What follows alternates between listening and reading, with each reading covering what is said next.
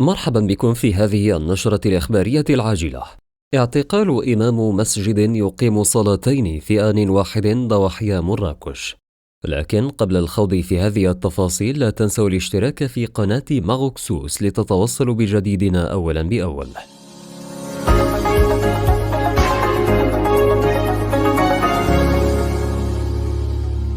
مصالح الدرك الملكي بتمنصور تمكنت مساء الاثنين من توقيف مواطن ستيني متورطا في الواقعة المثيرة بمسجد الحرمل ضواحي تمنصور قبل أيام.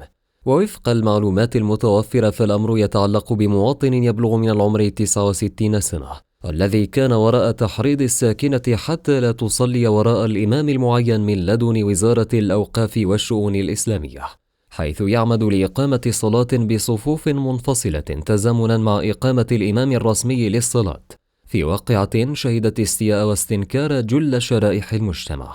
وكانت الصلوات الخمس تؤدى من طرف إمامين في آن واحد، مما يشكل تناقضا مع القواعد الشرعية، مؤكدة أن سبب الخلاف يعود لرفض أحد الأئمة إخلاء السكن المجاني من أجل الاستفادة من التعويض للأسر المرحلة، حيث تم ترحيل أغلبية سكان الدوار باستثناء بعض الأسر التي من بينها منزل الإمام الذي ينتظر الاستفادة والآخر من التعويض.